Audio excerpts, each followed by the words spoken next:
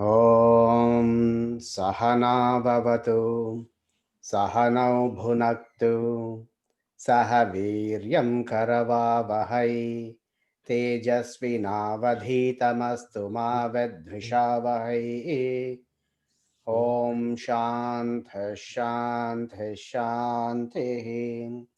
Harihi Om Shri Gurubhyo Namaha. Harihi Om. Welcome everybody to our next session of the Bhagavad Gita. And in this session, we are going to talk about chapter 16, which is Deva Asura Sampad Vibhaga Yoga, and which actually translates in plain speak to the laws of success. And so, right here, we will see how we can apply Bhagavad Gita. So, last week, when we were talking about the same shloka, chapter 16, verse 1, we were seeing five of the nine qualities that Bhagavan, or four of the nine qualities that Bhagavan had mentioned. And these are not just to be heard. This is not a class where we think you should just hear, feel good about yourself, and move on with your life. If you want to succeed, all of us want to succeed. And if you want to be the best you can be, then it is imperative that we follow the Bhagavad Gita and Bhagavan's teaching. It's not anybody else, it's Bhagavan himself telling us how to be successful in this life and the next life. So, for material and spiritual success. So we will see the qualities that I'll read out the shloka and then we'll see the qualities we have covered and the ones we were supposed to cover. Shri Bhagavanuvacha Abhayam Sattva Samshuddhir Jnana Yoga Vyavastitihi Danam Damascha Yajnascha Swadhyayastapa Arjavam. So we saw that the first four qualities, that is fearlessness, clarity of thought, presence of mind or insightfulness, and generosity, how to cultivate them, what is the essential need of those, and how that helps a leader to be successful.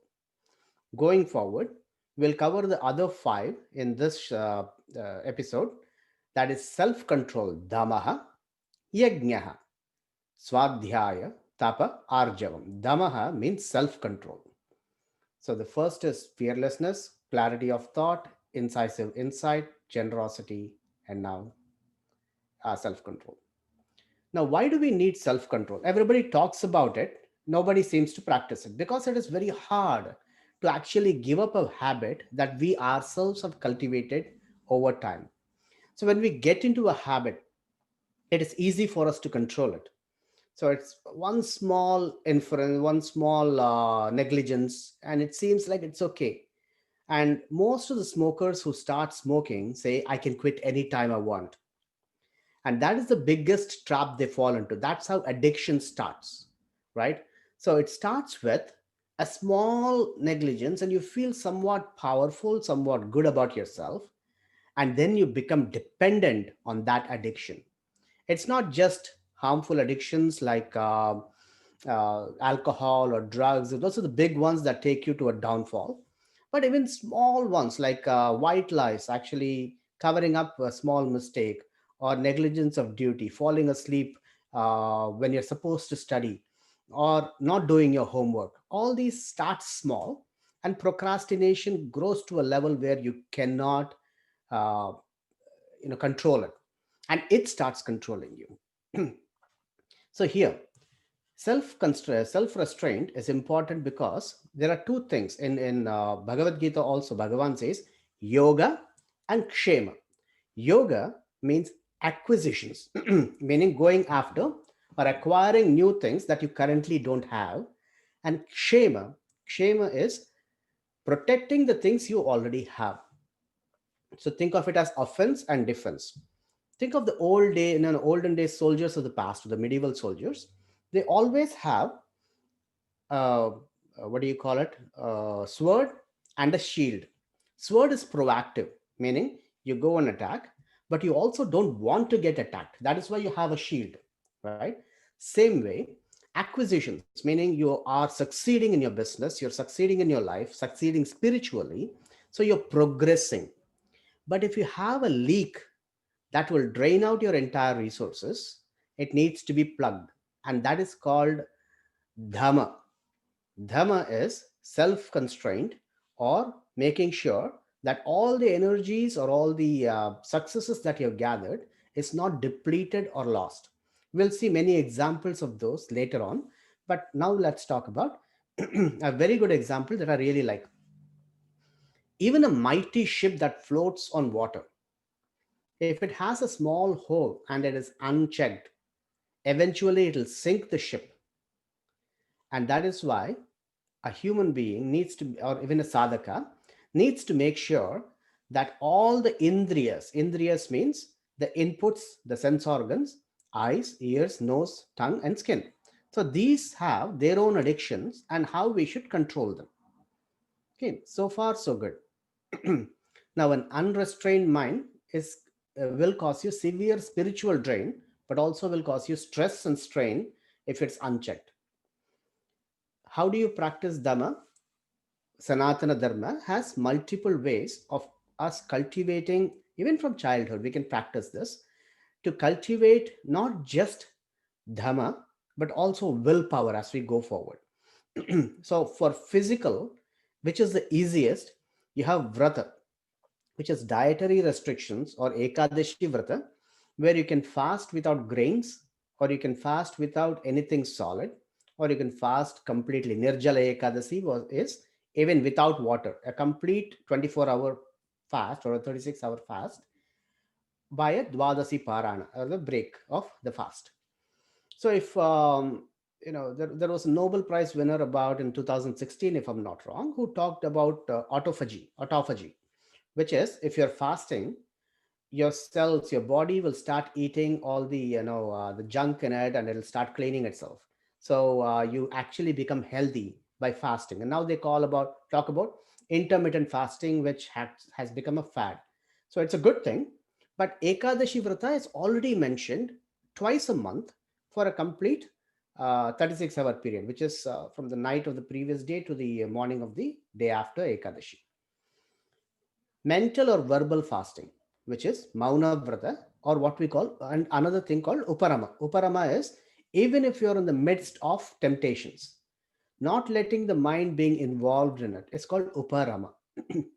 For example, for kids mainly, you have an exam coming, but you have the video game that you really like that's released in the market. Where does your mind go? Your mind goes to the video game, but if you have the self control, you prioritize and you do the things that you have to do in order to do the things you want to do. So prioritizing it and making sure that your mind is not scattered and is focused on the goal is extremely important for a leader.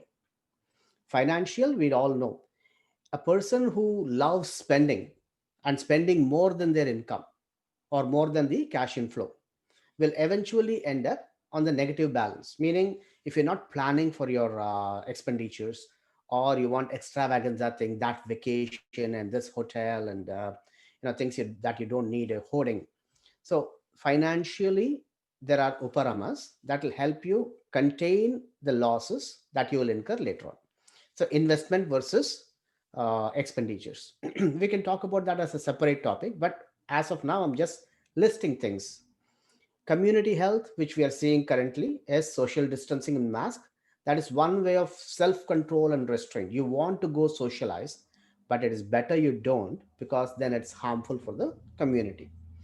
Family, which is very important, keeping hold of your tongue or keeping hold of your mind, curbing that anger, curbing that negativity or the complaining, irritability, all these things, they stem from the ego, which is you versus me. And with a steady mind and with the dhamma, the practice of dhamma, what happens is your mind will start settling, and you yourself will start seeing that's easier to control it rather than anger controlling you or negativity controlling you. So this is extremely important for a leader, societally, means socially, community leaders, family head, or even a family member. For everybody, Bhagavad Gita is universally applicable. And this is a quote I really loved. The reason is, watch your thoughts because they become words. Watch your words, they become actions. Watch your actions, they become habits. And watch your habits because they become your character. And watch your character because they become your destiny. Now, this is beautiful because when everything is lost, if you still can retain your character, then you can rebuild everything. If you lose your character, then even if you have everything else, you actually end up with nothing. So, character building, which unfortunately is not taught in today's curriculum, which was part of the Vedic, what do you call it, the Gurukula system, which we should start building through the study of Bhagavad Gita and Ramayana and Mahabharata, because tomorrow's leaders are born by today's character building. Now, the example I talked to you earlier about the sense organs and sense controls is beautifully described in one of the shlokas in Viveka Chudamani. Viveka Chudamani is written by Sri Shankaracharya, and it highlights Viveka, which is the mental discerning, knowing the right from the wrong. The word that's commonly used is called discrimination. I don't want to use that word. It's Viveka, it's Viveka, it doesn't have an English translation. So, all of us know we have five sense organs. Shabdha, Sparsha, Rupa, Rasa, Gandha, which are the five sense objects, have the ears, skin, eyes, tongue, and smell. So, each of these animals here, which is Kuranka, Matanga, Patanga, Meena, Bringa, which is Kuranga is the, what do you call it, the deer, is addicted to beautiful music. Back in the days, a hunter used to go with a flute in the hand and also a trap, and he starts playing flutes. And many deers are lured to that sound, and they come close, and it's easy for the hunter to trap them or hunt them. They fall prey because of their vice, which is addiction to the ear, the shabda. Elephants are trapped by a female elephant or a male elephant is kept on the one side. A pit is dug, and when an other elephant, so basically the male elephant is running towards the female elephant, it falls into the pit and it's trapped right there. So Mathanga falls prey to its addiction. Patanga, all of us know moth. Moths know that fire is hot, but they cannot stop themselves. They keep on circling the fire and eventually fall into it and die. Meena, which is addicted to taste, which is Meena is fish. Fish are addicted to taste. And what do you put when you drop a hook into the pond? It is what the fish wants, which is a worm. They know it's a worm and probably they know it's on a hook, but they can't help themselves. They come, bite it, and the bait pulls them up. And Brunga, which is lastly the bee. So many of the insectivorous plants, they have this beautiful display and good smelling aroma where the bee sits on it, gets trapped, and dies. Now, the beauty is, or the sad part is, each of these animals have only one vice and they die because of it. Whereas a human being is addicted to all these five and the mind. And think how easy it is for him to be led astray and to fall into the dark pit of despondency. So, when you start practicing Dhamma, it is very important to understand it is not just denying yourself what you need, but it is to help you conserve your energy spiritually and materialistically to move forward. Okay. This is one more quote that you might want to write down or frame. If you don't control your mind, someone else is going to. The next character we have is Yajna. Yajna, when we think of it, we think of a big fire in a Yajna Kunda with lots of rishis or advaryus or udghatris or ritviks sitting around and pouring ghee into the fire. This is a beautiful representation, and this is actually mentioned in the Veda for many of the yajnas that are outwardly ishtis. So you have the Satra yajna, you have the Putrakameshti yajna, you have the Ashwamedha yajna, and other things. But in the context of Gita and in the context of success, we'll see what the yajnas are. A yajna, when you saw here, yajna has a yajna kunda, which is the premise or the altar in which a sacrifice is performed. Havihi is the offering that is made into that yajna. Agni or the fire, Agni is Agni Bhagavan, also called Havyavat, is the carrier who takes that the offering and transforms that into the result. So he takes the ghee or the havi and gives it to the right devata. Okay, but in our sense, we'll see what that havi is. And grita is the fuel, and the samid and everything, or the indhanam as we call it, is the fuel that stokes the fire and keeps it alive. And just in case, I just added the diagrams that you see under the screen are the yajna kundas as mentioned in the Rig Veda and different shapes in which they were formed. And this is actually done very systematically and with heavy amount of mathematics involved in them.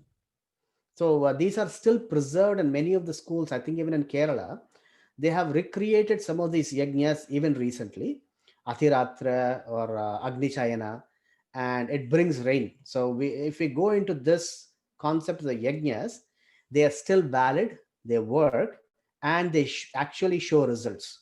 So we'll go into it another day. But for this topic, just know that a yajna is an undertaking towards a purpose. In a human life, we have five yajnas that we are supposed to do. How many of us do it is a different question, but I think as Hindus, it is nice if you start at least understanding these and doing it. One is called Deva Yajna. Deva Yajna are the Homa, Yajna, Tarpana that we do to the Devas as a sign of gratitude and to offer, it as a sense of with a sense of duty. Pitru Yajna are Shraddha, Tarpana, Pindodaka Kriya that we do for our ancestors, because without them, we would never have the chance to be in this body as a journey of our undertaking. Meaning, in a Jiva Yatra, it is your parents who brought you into this world and their parents who brought them into that world. So, the least we can do is be grateful for them and offer these to for their benefit after they leave their bodies. Rishi Yajna or Brahma Yajna is our gratitude and duty towards our teachers, the great rishis who have given us this wisdoms that help us understand ourselves, Brahma Sakshatkara, to understand our nature and to understand the workings of the universe by studying, preserving, and propagating the Vedic knowledge. This is very important. It is not just doing a tarpana or doing a Vyasa Puja by throwing some flowers on the photo. It's not going to help. Vyasa Puja will be even more, valid if you start studying at least one part of the Vedas and propagating it, understanding it, Sri Rudram or Vishnu Sahasranamam, which is not part of the Vedas, but something that you can do to upgrade yourself with the scriptures. Bhuta Yajna, which is eco sensibility. This is something that it's not a new age thing that the world has to teach us. We have been living with, in sync with nature by protecting and nourishing plants and animals, and it is part of our duty, everyday duty, to feed the animals, to feed the to keep make sure that the trees are nourishing and the environment is not disturbed in a big way. But all that has gone downhill because in the last 100 years because of various reasons. But we should understand that as much as we can, we should be protecting the the bhutas. When I say bhutas, it is the animals and plants that are around us. And last but not the least is manushya yajna, which I another word for is ashraya dharma, is to help and protect anybody who needs help, even if you don't know them. So even if it's a stranger who comes to your house, we call them atiti deva, right? So a person who is hungry, you should give them a dhana or a dhana, annadhana, vidyadana. So those kind of things will help a manushya. Now, how does it help a leader?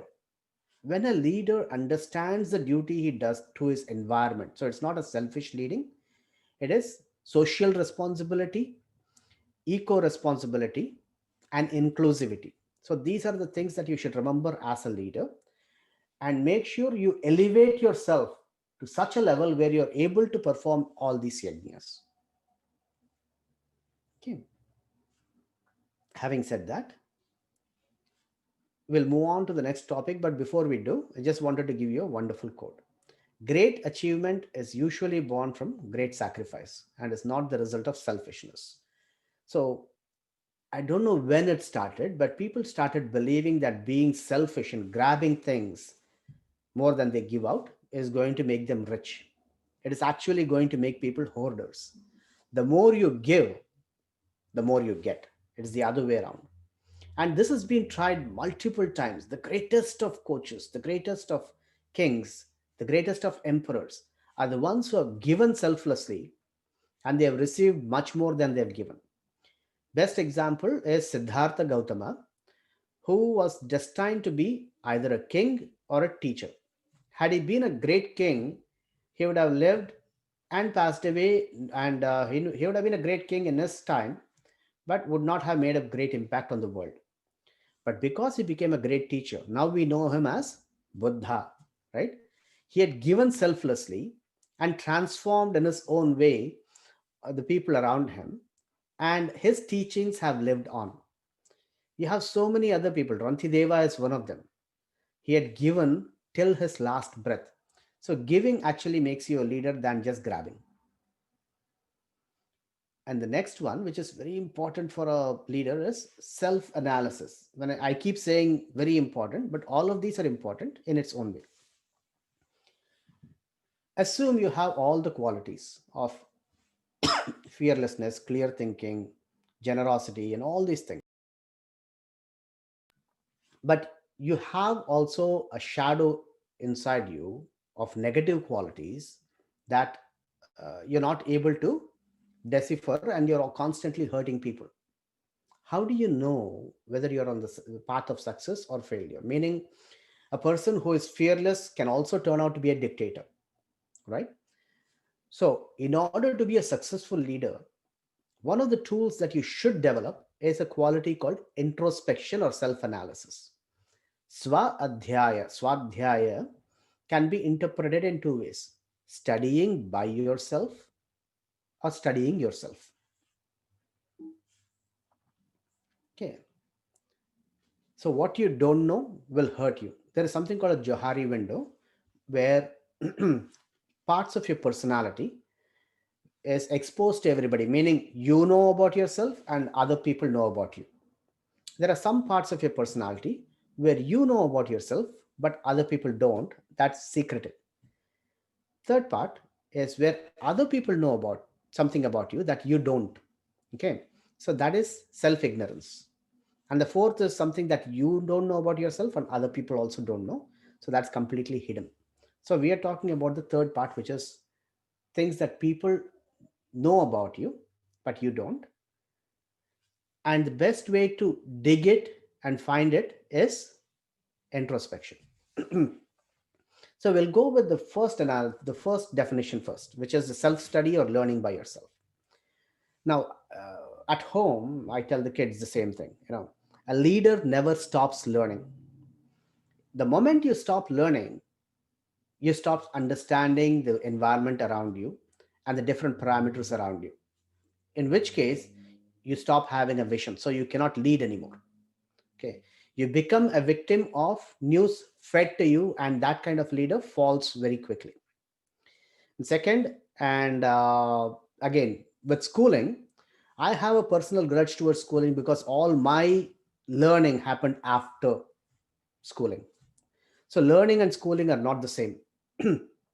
School will teach you the bare minimum of what you should do in order to get a job, in order to go to college, in order to graduate. School doesn't teach you what you require to succeed in your life. So they teach you Pythagoras theorem and plotting uh, a curve or a trigonometric equation, but hardly teach you how to pay a mortgage or apply for a loan, or how to attend a job interview and those kind of things. So that's why schooling and learning are completely different, and books are not your only source of knowledge. Book will tell you what others have experienced and give it to you in a way where you can read and understand, consume all that, take all that, but also go out and talk to people.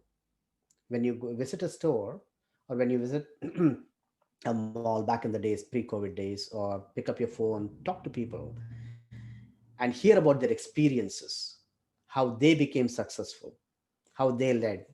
So by studying the people who are already famous, already successful, sorry, I shouldn't use the word famous, people who are already successful, you can actually learn from them. That is why it's very important to connect and learn from seniors, because they are a treasure trove of experiences that nobody currently even wants to hear, right? So make it a point to talk to your grandparents, to talk to your uncles, aunts, and understand from them the age old traditions which otherwise would vanish within a generation or two. And secondly, a teacher is not a spoon feeder. That's how we treat them, right? So we expect everything that is like, it's called the Swetaketu syndrome. So everything that we want to learn, we think the teacher has already taught us, and that is the end of it. Never commit that mistake. When I say Swetaketu syndrome, in Chandogya Upanishad, there is Aruni and Audhalaka Aruni and his son Swetaketu. Swetaketu is sent to a school to learn about Brahma Vidya. He finishes his schooling, he graduates and comes back. And the father, who is also a famous scholar, he asks his son, "Have you learned?" And the son arrogantly says, "Yes, I've learned everything there is to learn." And he asks, "Did your teacher talk about Brahman?" Swetaketu says, "No." And the father asks, "Okay, why didn't he teach you, or did you ask him?" And Swetaketu says, "No, I didn't ask him. If he knew, he would have taught me." That is the kind of arrogance the kid had. And then the father takes him, sits him down, and explains to him the concept of, or what Brahman is. In 9 examples, he says, "This is what it is," and Tattvamasi, Tattvamasi, Tattvamasi. That Tattvamasi Mahavakya comes from that conversation between Swetaketu and his father. So studying or learning is not something you just do in school. The moment you understand that, you understand the spirit of Swadhyaya. Okay.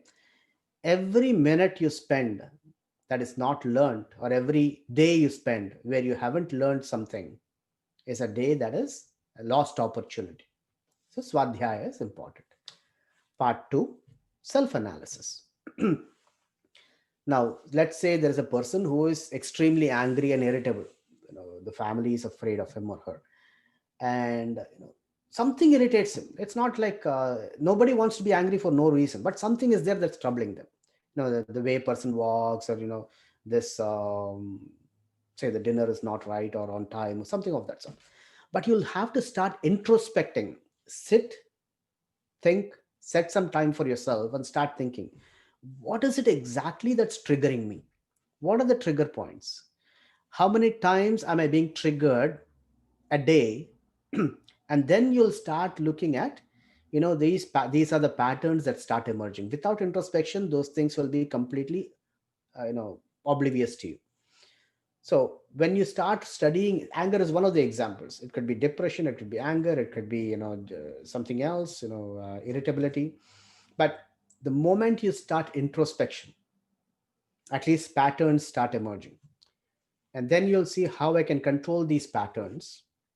Meaning, you get angry when somebody makes a loud noise. Okay, how can I control it? Ask them not to make a loud noise when you're concentrating on a work. So done. And then see if that still continues. There's a follow through. And each and every time you introspect and you find a solution and get rid of that trigger, the amount of stress levels you have in your life slowly starts coming down. Instead of fighting once every half hour, you'll start fighting once every day. That's okay. Once every day is better than once every half hour. Then you'll start fighting once a week. Then it'll be once a month, once a year, and then it'll go away, right? So thing is, every time you fall, you have to pick yourself up, but don't fall for the same thing twice. That's where you require introspection. Introspection also exposes your blind spots, and it helps you move in the right direction. So swadhyaya is important. So this is a nice quote that I wanted to add is, whenever anger comes up, take out a mirror and look at it.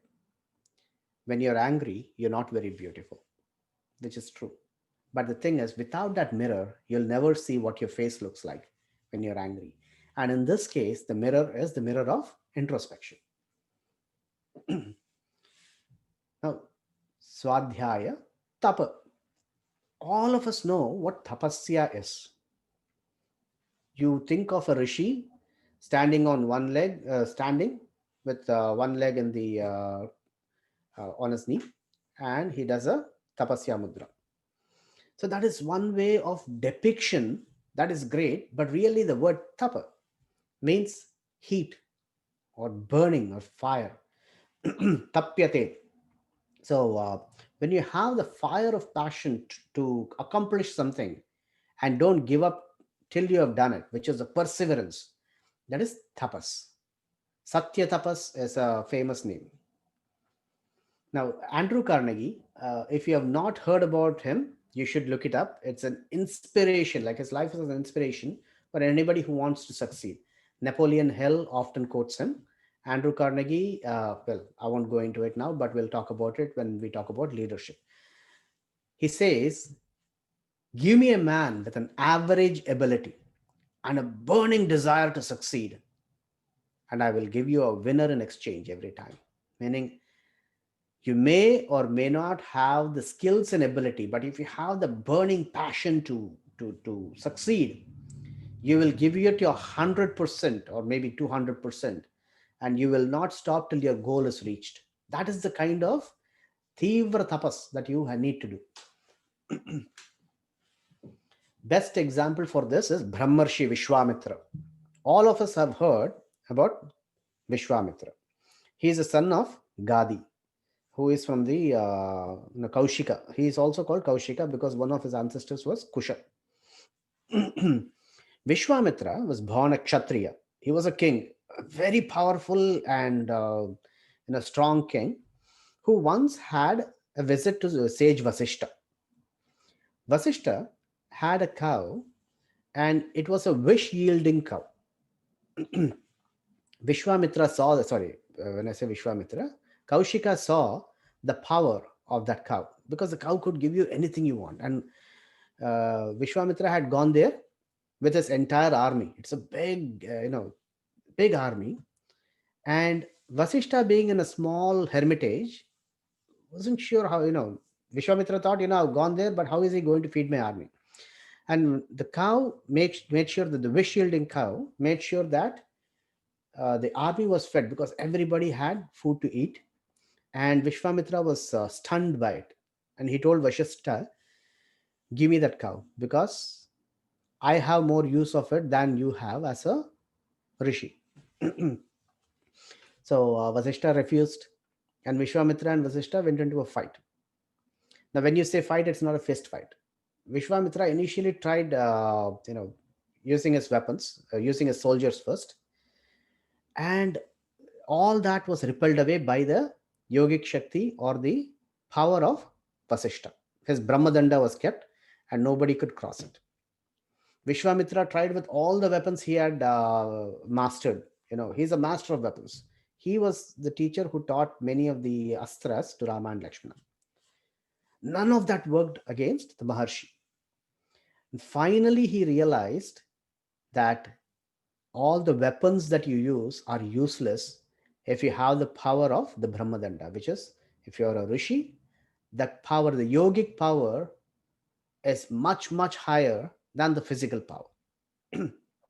So he goes to Vasishta, and he says, I'll come back to you as a rishi. I'll become a Brahma rishi, because Vasishta is a Brahma rishi. Vishwamitra said, I challenge you, I'll become a Brahma rishi. And then he goes off to meditate. He meditates, and he fails because there are so many distractions, but he masters it because his tapas is so strong. He goes and does so many penances, and finally comes back and is given the title Rishi. And he's not satisfied with it, because even a Rishi is a great title. To become a Rishi is not easy. And then he goes again and does more penance. When I say penance, it's not just sitting and meditating. It is research, it is self-building, introspection, all those things we're talking about. And he comes back with solid, powerful core mentality. And finally, not finally, but at that point, he's given a title of Maharshi, not just a Rishi, Maharshi. And then later he becomes a Raja Rishi. But Raja Rishi also doesn't really, which is the king of Rishis, or the Rishi who is a king. That also doesn't satisfy him. He wants to be a Brahma Rishi. And his tapasya had failed so many times. The more he accumulates, at some point he gets carried away, because he's very compassionate and uses it for other purposes. So once he uses it to construct a swarga for Trishanku. Trishanku is one of the ancestors of Rama and the father of Harishchandra. And there he loses power, but then he reaccumulates it. Then he is, Menaka comes, and then he spends some time with her. So again, his tapasya is diverted. Then again, he comes back and he continues. The thing is, once you're diverted, it's not that you're completely gone. You can always come back and restart your tapasya till your goal is reached. And Vishwamitra's life has been that kind of a tapasya, where he has taken himself from, I would actually go ahead and say, a zero in terms of um, yogic power, to becoming not just a Brahmarshi, he's one of the Sapta Rishis. So, and he is the one who coined the Gayatri mantra that we use even today. So, he's the Rishi for the Gayatri mantra. So, that is the kind of tapasya that we need to do. Another example I will shortly say is Harishchandra, who is also a Satya Tapas and a Satya Vrata. Okay. Now, talking of persistence and perseverance, this is a quote by Calvin Coolidge, who was one of the presidents in the United States. Uh, Again, with mine, if you have not seen the movie The Founder, it's a must you should see. This quote comes there, but it also, it's very important that you understand how to be successful. Nothing in the world can take the place of perseverance. Talent will not. Nothing is more common than unsuccessful people with talent. Genius will not. Unrewarded genius is almost legendary. Education will not. The world is full of educated derelicts. Perseverance and determination alone are omnipotent. And this is so true, because we see so many people who have so many degrees. They have the MBAs or the MCAs and other things, but they're not the job creators. They end up being in a salaried job for somebody else, who may or may not be a college dropout.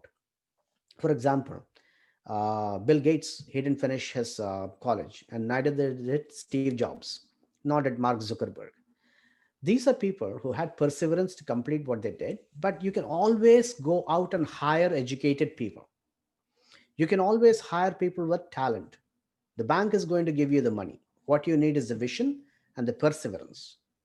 Nothing can take the place of perseverance. So if you want to start a project, make sure that it's well planned and you stick to it with introspection and perseverance. Okay. If you're in the wrong direction and you have perseverance, then it'll go in completely wrong direction and you'll end up in a different path. But your goal should be, to not give up till you win. Okay. This is one more that is, in order to succeed, your desire for success should be greater than your fear of failure. And this is the opposite of what we always do. We are afraid to take that risk, to take that leap, to take that jump. So we are comfortable where we sit, and there is no progress. Okay. And the last quality of this shloka, there are, like I said, there are 26 qualities, of which 9 are taken up in this particular shloka. Okay. Arjavam. Arjavam is a quality that means straightforwardness or blemishlessness. Arjuna is known for that. He's a plain speak, straight talker, and all his actions cannot be blamed, meaning you cannot say, find a fault with what he does. He's a perfectionist, and he needs to be perfect, straight to the face, Arjava. Leadership can be defined in one word, which is honesty. You must be honest with the players and honest with yourself. Love this. And the best example for this is Raja Harishchandra. Like I said earlier, Vishwamitra and Harishchandra, or Vishwamitra and the, Ikshvaku Vamsa have been very closely associated in terms of appearances of Vishwamitra. Raja Harishchandra is the son of Satyavrata, which is Trishanku. And he was so plain, he was a man of his word, so to speak. For people who have not read Ramayana or know about Harishchandra, when we talk about a value, if I ask you, tell the truth, it's hard for us to tell the truth. Or we say, okay, I'll tell the truth, but a white lie here and there. But when you understand the story of Harishchandra and all the, the test he has gone through, his life was completely shattered because he stuck to his word and never gave up. It makes a huge impact on you. Now, Harishchandra once made a promise to Vishwamitra. He had gone hunting and then he saw Vishwamitra there, and Vishwamitra did a yajna for him. And Harishchandra said, I'll give you whatever you wish. And in return, Vishwamitra said, give me your kingdom. And Harishchandra had already given us word saying whatever, and it's not slippage of words, but he actually said, ask me whatever you want. And when Vishwamitra said, I want your kingdom, Harishchandra said, there you go, you have my kingdom. Now, over and above that, when you give a dhana, there is also called a dakshina for a brahmana. So Harishchandra had to give the dakshina, which is around 10,000 gold coins or so. But as he had given his entire kingdom, he had nothing left with him. So he had to go to, exile. He was exiled from his kingdom. And everybody was sad because such a great king, they've never seen one. And they were sad to see him go. He went with a condition. He told Vishwamitra, give me about some time, and by this date I will repay you back your 10,000 gold coins. And he took his wife Taramati and his son uh, Rohitashva, if I'm not wrong, or Lohitashva, and he went to Kashi. And still he had no money, and on the way he had suffered a lot because they are used to a very royal upbringing, especially his wife and the queen and the prince. And through all the ordeals, never once did he complain or never once did he conspire that I should get my kingdom back. Because in his mind, that thyaga, that giving up was complete. And his mind was only set on how I can repay that 10,000 gold coins to Vishwamitra. Finally, he decided to sell his wife to the highest bidder as a slave. And somebody came and took, and this particular scene is of that, where the wife is being sold for a particular amount of money, and he was still short of it, and he sold himself to whoever wants to take him. And the only person who came forward was a Chandala is an undertaker who burns the remains of a human body. So Harishchandra went with him, and the great king who has ruled over entire empire was now working as a Chandala under a burning corpses. And one of the rules was, whoever comes to, he was told the onboarding took place. Then he was told, whoever comes, then you have to collect so much money and some rice and some amount of gold. And it so happened that the queen had already gone as a slave to somebody else's house, and their son was bitten by a snake. He died.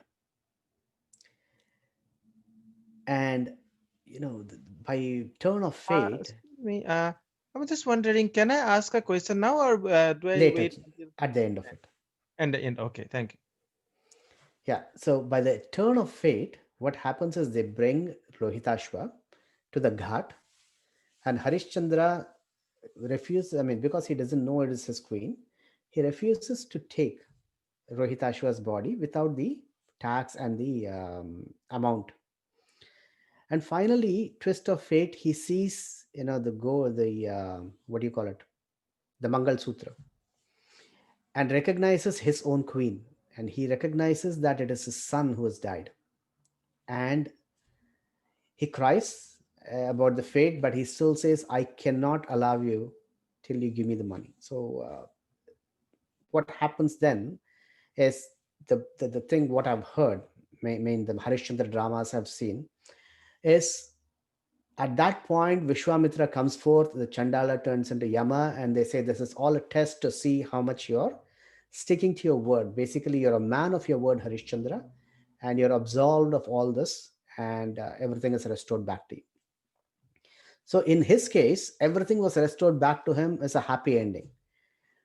Nonetheless, a person who sticks to his word has such a strong character and such a strong influence that the world trembles before such honest people. Okay, I'll give you an example of people who have nothing. So, mainly the sannyasis. You'll see, even currently, people who, even the presidents and the kings and other people, go to meet the sannyasi who have nothing with them. Politicians make a beeline to sannyasis, not sannyasis making a beeline to real sannyasis, making a beeline to politicians. So, that is the power you have when you create a character that's so strong that you influence yourself and you influence the people around you. So somebody had a question. Now we can go to that. So we'll make it into the Mm. question time. So I want to conclude with the word that currently we have learned these 9 qualities, which is abhayam sattva samshuddhihi, jnana yoga vyavastitihi, danam damascha yajnascha, swadhyayastapa arjavam. And with that, I will open it to the question answers. But before that, we will finish with uh, the Shanti mantra. Shanti mantra, yeah. Om Purnamadah Purnamidam Purnat Purnamudachyate Purnasya Purnamadhaya Purnameva Vasishyate. Om Shantha Shantha Shanti. Hari Om Shri Gurubhyo Namaha. Hari Om.